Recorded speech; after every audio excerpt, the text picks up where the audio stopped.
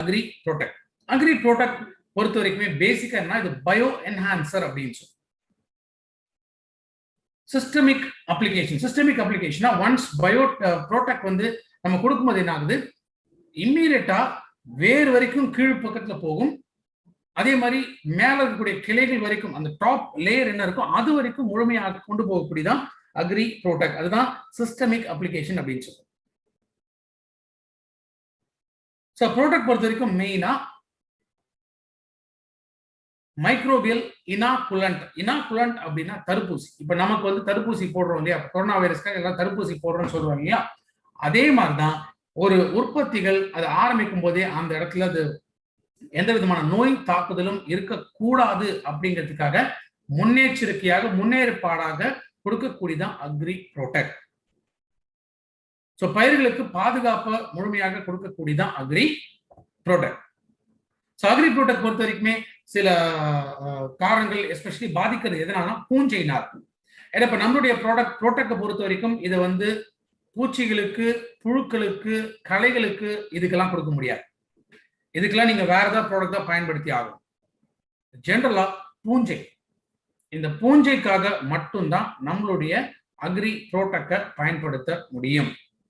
So இது இந்த defence mechanism, நோய் எதிர்ப்பு சக்தியை அதிகப்படுத்துறதுனால இது ரெண்டு விதமாகவும் பயன்படுத்தலாம்.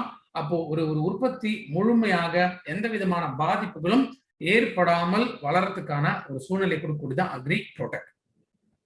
ஸோ பொதுவாக செடிகளில் வரக்கூடிய ஒரு ப்ராப்ளம்ஸ் என்ன அப்படின்னா, இது நெல்ல பார்த்தீங்கன்னா இந்த மாதிரி வந்து ஸ்பாட்ஸ் அப்படின்னு சொல்லும். அங்கங்க அப்படியே ப்ரௌன் கலர்ல ஒரு ஸ்பாட்ஸ் வந்து அந்த இடத்துல இருக்கும்.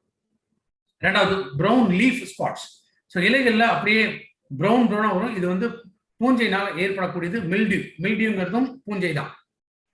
இலைகள்ல இந்த மாதிரி ஒயிட் கலர்ல இல்ல காயில பழத்துல இந்த மாதிரி இருக்கும் பொழுது அதுல இந்த மாதிரி ஒயிட்டா இந்த மாதிரி டாட்ஸ்லாம் இருந்துச்சு அப்படின்னா அந்த பூஞ்சையோட ஃபார்மேஷன்னால அது பாதிக்கப்பட்டிருக்கலாம். ரூட் ராட்னா வேர்கள் வந்து அழுகி போகுது. ஸோ சில உற்பத்திகள் பார்த்தீங்கன்னா வேர்கள் முழுசா இருக்காது. எடுத்து பார்த்தோம்னா வேர்கள் ஃபுல்லா கம்ப்ளீட்டா அழுகி போயிருக்கும். வேர்கள் அழுகி போயிருந்ததுன்னா அந்த செடி வளரவே முடியாது. ஸ்டெம் பிளைட் அப்படின்னா தண்டுல ஏற்படக்கூடிய வெடிப்புகள், தண்டுல ஏற்படக்கூடிய பாதிப்புகள். ஸோ இதெல்லாம் ஜென்ரலா பூஞ்சையினால வரக்கூடிய சில பாதிப்புகள். இதுக்காக அக்ரி ப்ரோடெக்ட் பயன்படுத்தலாம். ஸோ அக்ரி ப்ரோடெக்ட் பொறுத்த வரைக்கும் ரெண்டு விதமான அப்ளிகேஷன்ஸ். ஒரு அப்ளிகேஷன் என்னன்னா ப்ரிவென்டிவா. ஸோ நோய் தாக்காமல் முதல்லயே நம்ம கொடுக்கறதுனால ஸோ ஃபியூச்சர்ல எந்த விதமான பாதிப்பு ஏற்படாமல் இருக்கலாம். ரெண்டாவது நோய் வந்த பிறகு கொடுக்கக்கூடிய. ஸோ நோய் வராமல் தடுக்கிறதுக்கு என்ன பண்ணலாம், முதல்ல நிலத்தை நேர்த்தி பண்ணும்போதும் ப்ரோடெக்ட் பயன்படுத்தலாம். ஸோ இப்போ யோசிச்சு பாருங்க என்னென்ன ப்ராடக்ட்லாம் முதலே நம்ம பயன்படுத்தலாம்னா அக்ரி 82, அக்ரி ஹியூமிக், தென் அக்ரி ப்ரோடெக்ட். தேவைப்பட்டுச்சுன்னா ஸ்டார்டிங் ஸ்டேஜ்ல அக்ரி நானோடெக்கும் பயன்படுத்தலாம். இது எதுக்காக, முதல்ல நில நேர்த்தி பண்றதுக்காக. அப்ப ப்ரோடக்ட் பொறுத்த வரைக்கும் 1 கிலோ, 1 ஏக்கருக்கு 1 கிலோ, அத 100 கிலோ இயற்கை உரம், மாட்டு சாணமோ இல்ல ஆட்டு எருவோ இந்த மாதிரி இயற்கை உரத்தோட கலந்துக்கலாம். அப்படி இல்லைன்னா 5 கிலோ அக்ரி ஹியூமிக் கூட மிக்ஸ் பண்ணிக்கலாம். ஸோ ஆல்ரெடி நம்ம பார்த்தோம், நில நேர்த்தி பண்றதுக்கு ஹியூமிக் வேணும், ப்ரோடக்ட் வேணும், தென் 82 வேணும். ஸோ ஸ்டார்டிங் ஸ்டேஜ்ல இது 3 நம்ம கொடுக்கலாம்.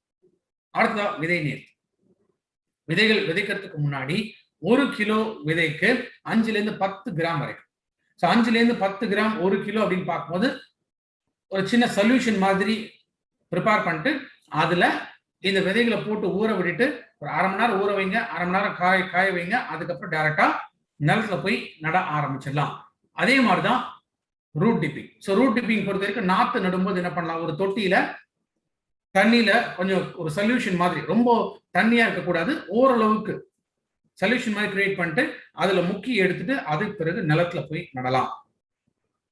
ஸோ பொதுவா அரிசி போன்ற தானியங்கள் 90-120 நாட்கள் வளரக்கூடிய இந்த தானியங்களா இருந்துச்சுன்னா 2 கிராம் 1 லிட்டர் வாட்டர்ல மிக்ஸ் பண்ணி ஸ்ப்ரே அப்ளிகேஷனாகவும் கொடுக்கலாம்.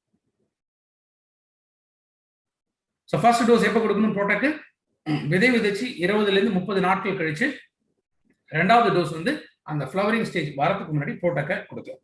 ஸோ ப்ரோடக்ட் பொறுத்த வரைக்கும் 3 விதமான அப்ளிகேஷன். நிலத்தை தயார் பண்றதுக்கு, விதை நேர்த்தி பண்றதுக்கு, தென் வளர்ச்சி அந்த ஸ்டேஜ்ல எதுவும் வராமல் தடுக்கிறதுக்காக, தடுப்புக்காக பயன்படுத்தலாம். ஒன்ஸ் ஒரு நோய் வந்துச்சு, எஸ்பெஷலி பூஞ்சை இந்த படத்துல பார்த்தோம் இல்லைங்களா, அந்த மாதிரி வேர் அழுகலா இருக்கிறதோ, இல்ல ஸ்டெம்ல வந்து வெடிப்புகள் வந்து ஏற்படுறது, இல்ல இலைகள்ல வந்து அங்கங்க அந்த வெடிப்புகள் இருக்கிறது, இந்த மாதிரி இருந்துச்சுன்னா சம்டைம்ஸ் நம்ம பார்க்கலாம். மாங்காய், கொய்யா இதெல்லாம் மரத்துல இருக்கா, அப்ப இருக்கும்போது என்ன ஆகும்னா வெடிச்சிடும். ஸோ அந்த மாதிரி வெடிப்பு ஏற்படுறதுக்கான காரணம்னா அது ஒரு விதமான பூஞ்சையினால வரக்கூடியது. ஸோ அது மாதிரி ஒரு நோய் வந்துச்சுன்னா ஒரே வாரத்துக்குள்ள 2 தடவை ஸ்ப்ரே அப்ளிகேஷன்ல கொடுக்கும். எவ்வளவு கொடுக்கணும்? 2ல 3 கிராம் பர் லிட்டர் வந்து மிக்ஸ் பண்ணி கொடுக்கும்.